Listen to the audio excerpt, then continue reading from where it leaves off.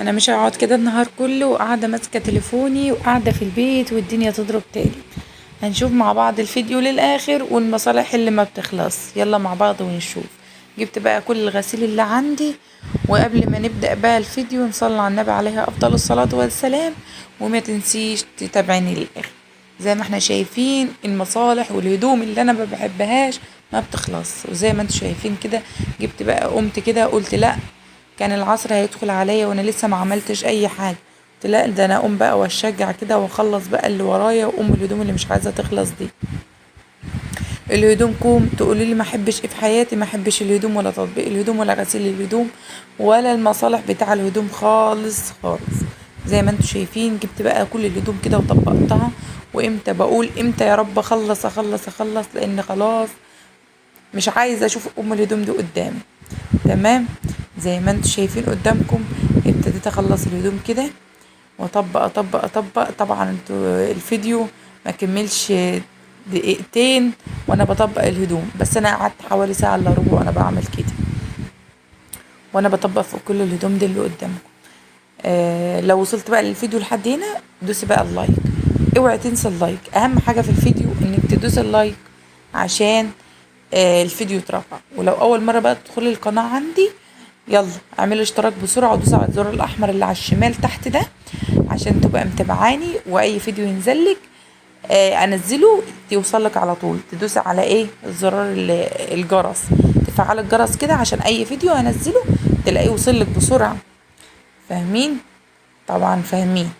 يلا زي ما انتوا شايفين قدامكم كده بطبق كده واخلص اخلص. طبعا سيبكم من النحله اللي دايره حواليا دي فيروزه عادي عادي عايزه توصل لي باي طريقه، وانا ايه مستقله فيها ولا معبراها ولا هعبر حد. انا مش طايقه نفسي اصلا، فبقول لي مش عايزه ابص لحد ولا اكلم حد. اللي هيكلمني دلوقتي هضربه على طول او اعمل له اي حاجه. قلت لها امشي يلا بعد عني، ولا كلمتها اصلا. هي مشيت ما لقيتش منها فايده، ولقيتني مش معبراها خدت بعضها ومشيت لحد ايه ما اخلص الدنيا دي. اتم اسيب امي كده لحد ما تخلص عشان هي ايه مش في حالتها الطبيعيه. خلصت كده بقى الهدوم كلها الحمد لله. هروح بقى على الدولاب. قلت بقى خلاص خلصت ايه، قلت ده انا اروح هتخلص قبل ما اخلص الهدوم دي. زي ما انتوا شايفين كده، شايفين الهدوم. ولادي شايفين ولادي واللي بيعملوا فيا. شايفين المنظر بتاع الدولاب. انا على طول الدولاب يعني مفيش كل اسبوع بعمله. زي ما انتوا شايفين كده قلت لا، هعمل ايه؟ ما انا لو حطيت الهدوم المطبقه على الهدوم المكلكعه دي يبقى ما انا كده ما عملتش اي حاجه، وانا اللي هتعب في الاخر انا عارفه. وقلت لا، ده انا لازم بقى انزل كل الدولاب كده واعمل بقى اطبق من الاول تاني. ويلا يا شقيانه يا مهدوده، ما فيش الا انا طبعا. يلا خلاص هعيط، والله هعيط. هعمل ايه؟ قلت بقى يلا ما بداش بقى، يلا انا انزل بقى كله كده عشان ايه اخلص بقى بسرعة وخلي الدنيا منظمة كده قدامي عشان انا ايه مش هستحمل كتير. تمام. زي ما انتوا شايفين رصيت كل بقى الهدوم الداخلية من قدام. وقلت بقى انا هعمل ايه بقى، انا هحوش هدوم يوسف لوحدها وهدوم مالك لوحدها. انا كنت عاملة كده في الاول في التيشيرتات والترنكات، وقلت بقى اجيب له بقى البلاطين بتاعته الجينز واللي بيطلع بقى خروج وكده برضو ايه في الرف بتاعه، عشان بقى ايه ما يعملش الدنيا وما يجيش عند هدوم اخوه، ويبقى كل واحد ايه في الضلفة بتاعته في الرف بتاعه. شوية شوية ان شاء الله كل واحد هيقول لي بقى انا عايز دولاب لوحدي ومش عارفة ايه. ما هما بقى ايه الصبيان بتطلب بقى كتير، والصبيان اصلا مش منظمة، وانا اللي هتعب في الاخر انا عارفة. تمام. تمام. هنعمل بقى اللايك وما تنسيش اعملي اللايك واعملي اشتراك بقى. دوس على الزرار الاحمر اللي تحت لو لسه داخله القناه عندي جديد. اعملي بقى ايه اشتراك. تمام. يلا زي الفل وتمام. خلصت بقى كده وبعمل الهدوم بتاعتهم زي ما انتوا شايفين. حللت الهدوم بتاعتهم دي. شجع بقى انت وهي، قومي بقى لو ولادك عاملين اللي بيعملوه فيا قومي بقى شجعي وخلصي بقى اللي وراكي عشان تبقى قاعدة كده ومرتاحة. ولما تفتحي الدولاب تفتحي كده وانت ايه مبسوطة نفسيتك مرتاحة زي ما انا عملت النهاردة كده. انا طبعا الفيديو ده عاملاه امبارح، وانا النهاردة بفتح الدولاب اجيب لهم بقى هدومهم مبسوطة ومرتاحة.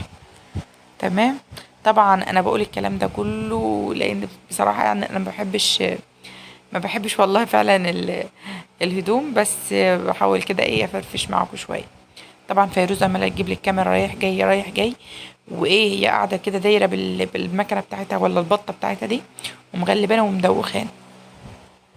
ما علينا، تعمل اللي هي عايزاه، دي فيروز ست الكل. زي ما انتوا شايفين كده بحاول ان انا ايه اخلص كده الهدوم. طبعا انا كان داخل عليا دلوقتي المغرب، والله كان داخل عليا المغرب وما كنت اتغديت لحد الان. قلت بقى ايه اخلص واقوم اشوف اللي ورايا، اهم حاجه بس اخلص الهدوم دي. زي ما انتوا شايفين هدوم مالك طبعا اكتر من هدوم يوسف شويه، لان طبعا هدوم يوسف اللي بتصغر عليه بتروح لمالك. ف فتلاقي عند مالك حبه كتار كده هدوم يوسف عن هدوم يوسف يعني. شايفين فيروز بتعمل في الكاميرا ايه؟ ما علينا ما علينا.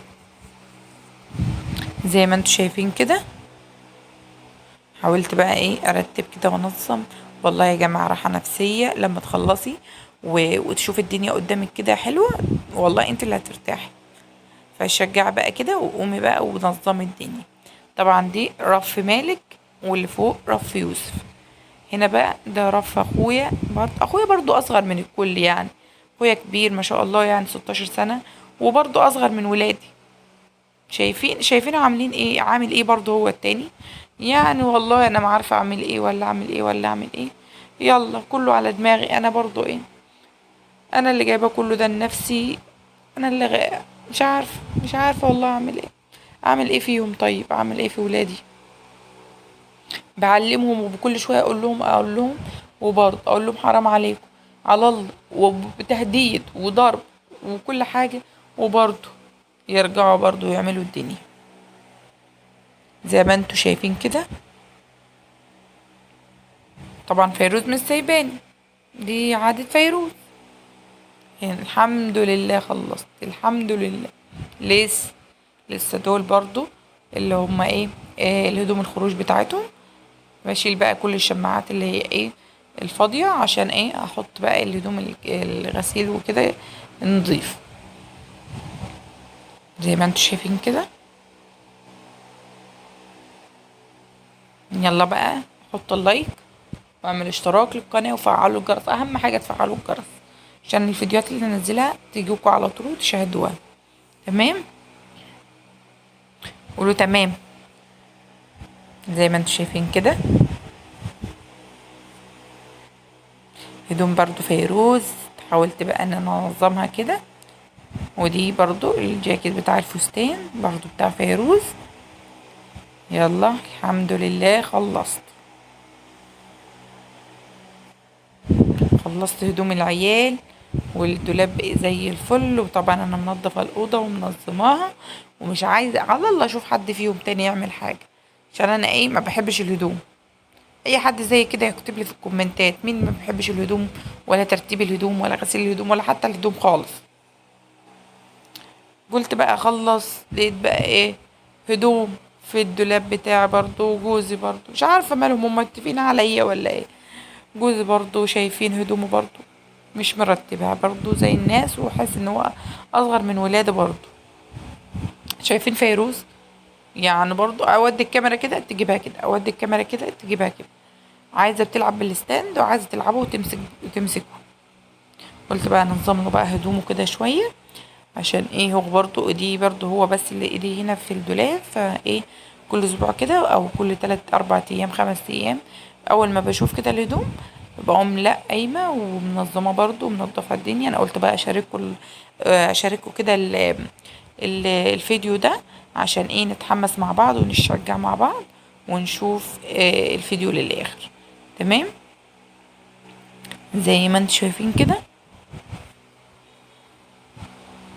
بقى إيه الهدوم بقى ايه اللي هي ايه علقت له بقى الهدوم بتاعته الخروج واللي بيحب يلبسها. وكان في جاكيتين كده قلت لا بقى ايه هو ما عادش هتلبس بقى شتوي تاني، انا ايه اعلقهم كده او انا ارتبهم قصدي واحطهم بقى وعنهم بقى في الرف اللي من فوق. تمام. وهنا بقى التيشيرتات والقمصان بتاعته اللي بيخرج بيها، فعلقتها له كده. لسه والله انا لسه برضو محتاجه شماعات، ان انا اجيب شماعات عشان في حاجات برضو هتتعلق. خلصت بقى ورحت اشوف هدومي برضو مش مرتبة الدنيا ولا منظماه، وبرضو مش عارفة انا بعمل كده في نفسي ليه. معلش والله، معلش. انا قاعدة بواسي نفسي بنفسي، ومش عارفة قاعدة اكلم نفسي كده معاكم. بس والله بحس ان انا لما بتكلم معاكم كده بحس ان انا مبسوطة ومرتاحة وبعرف اتكلم بصراحة. زي ما انتوا شايفين خلصت، قلت بقى ايه، اعمل بقى الدنيا دي ارتبهم تاني. شلت بقى كل الملايات كده ونظمتهم كده بطريقة حلوة. عشان ايه كانوا مضايقيني بصراحة، وكان في حاجات برضو من ورا شلتها كده. حاولت بقى ارتبهم بقى مظبوط، واحط بقى كل الحاجة بتاع الملاية في قلبها. دي ما كانت مغلباني شوية، قلت بقى ليه انظمها حلو واجيب واحط.